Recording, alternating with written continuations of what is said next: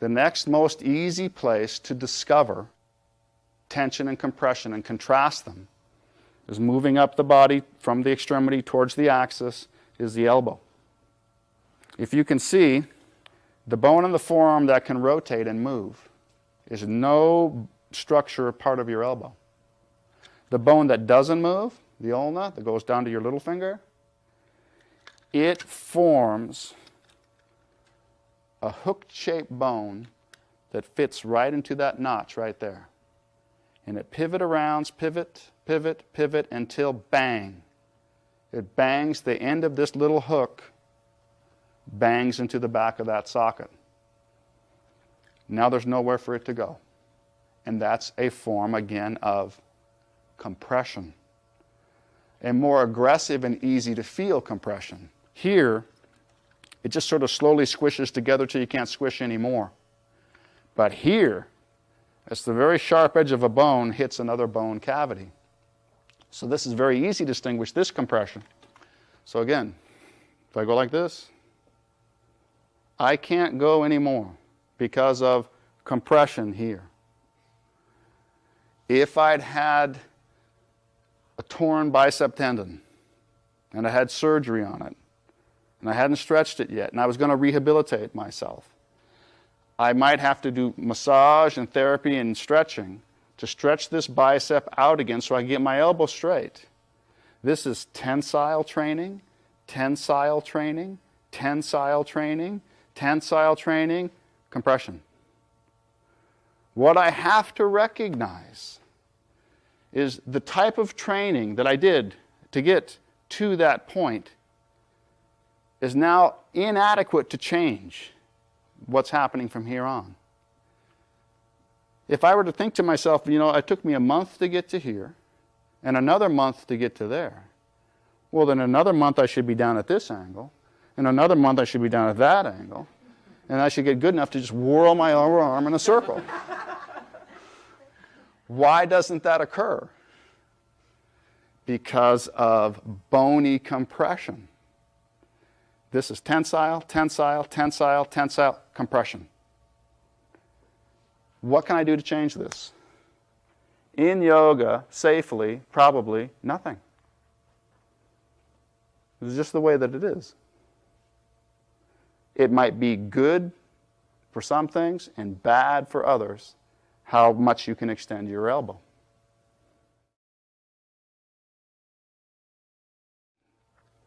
If you look at Bob, if I turn Bob's arm like this, it looks like he's bent here. It looks like if you said to Bob, straighten your elbow out, it looks as if he's not paying attention to you. Say, Bob, straighten your elbow out. Doesn't happen. And what's more, when I tested this earlier with Bob, we have worked together before, he said it's always been like that. It's either he's got a large protruding part of the hook that goes into the elbow, or a shallow socket that's receiving that hook, or both.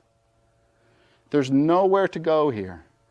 If I said to him, okay, Bob, just let me help you with that. This is not yoga, this is jiu-jitsu. If his arm was like this and he had scar tissue here, and I'm taking my thumb in there and rubbing it so hard to break apart the scarring, and I'm pulling his arm like this, now I'm helping him because I'm stretching out tensile resistance. Or he's doing yoga for himself. But once we get to here, either he does it by himself or I'm helping him, there's nowhere to go now.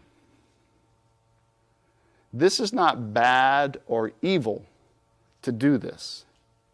It might actually be healthy for the bone to have a moderate amount of compression put upon it. But to go bang, bang, bang, bang, bang, push hard to make it bend further, that's a huge mistake.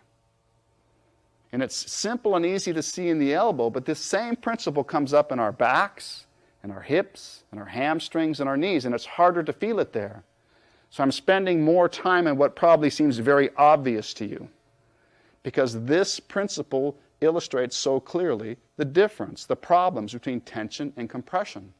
And in yoga, if this wasn't our elbow, if this was our hamstrings or our back, we'd be going, God, I love this yoga. It's making such a huge difference in my life. I'm opening up so much. This is amazing. I feel so good. And it's like, I'm not doing as good as I used to, and I went to this workshop and I hurt myself.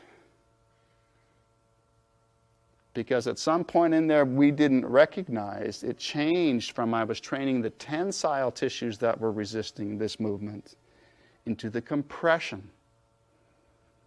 That's why it's so important, why so much of this DVD is emphasizing compression, compression, compression.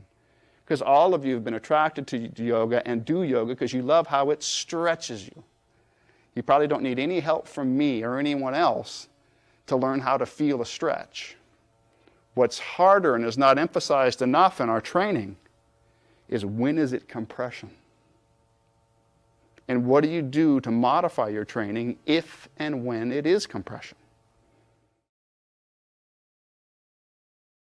So now what I'd like to do, to contrast how much I could bend my elbow, let's call this normal. How much Bob couldn't bend his elbow, you'd call that hypo. Now let's bring up someone who is hyper. But please bear in mind, these are totally arbitrary things to say. Okay? It doesn't mean there's something wrong with Bob or wrong with me or wrong with someone who can bend more than me. These are arbitrary things of what deviates from 180 degrees. So let's bring forward Giselle. I hold her up, and this angle here is more than 180 degrees. I was about here. Bob was about here. Giselle is there. And I've worked with people who have an angle that goes off down like this. Is there anything Giselle has done wrong in her yoga to date to make her hyper mobile in this extension? No, it's just what she was born with. Could this work against her or for her in certain yoga postures? Yeah. Might, maybe, but you don't know ahead of time. I've had students who can hyperextend, again, which is an arbitrary standard to say they're hyper, who can hyperextend a great deal. And they hyperextend in all of the arm balancing postures, except maybe handstand. They hyperextend in the wheel, they hyperextend in downward dog, and it feels great. For them not to hyperextend would be the equivalent of average folks like me not straightening my elbows out all the way. You'd feel like, gosh, I'm not exploring everything that's there, but I'll hold myself back. I don't know why, but I will.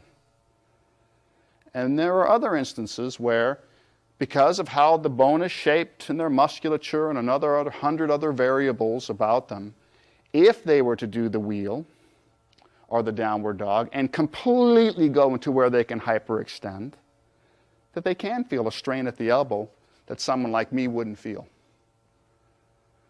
The point here is not to try to predetermine for yourself or anyone else, is it good or is it bad? Is this good or is it bad?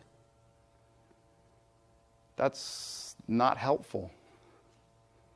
It's not helpful to try and come to that kind of decision, and it's unnecessary.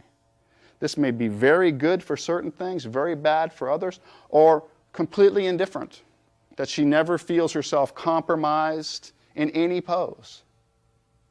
Whereas Bob, at the opposite extreme, he might also feel, no, I feel fine in every pose, I just don't get it all the way straight like everyone else. Or Bob might go, I never like to do downward dog, because as soon as someone pushes on me to make me go deeper into downward dog, I get a big strain here. But you don't know ahead of time because there are so many other factors.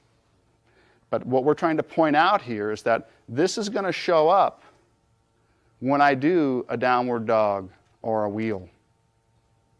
And is it right or is it wrong? Is it helpful or is it not helpful? It varies from case to case. And why would you punish someone like Bob, whose range of motion is here, and say, gosh, you're never doing the wheel correctly because you can't get your elbow straight? Well, he's never going to get his elbow straight because of the shape of the bones. How can that be incorrect? Or, he's got Giselle bending like that. If she's not in any pain, Why would I make her back off and go to here? Why would I say, no, you can't explore the full stretch of the joint and get that feeling? I'd only do that or advise her to do that if she was experiencing pain here. But there's no reason to determine ahead of time what's the right angle of extension. What should it be?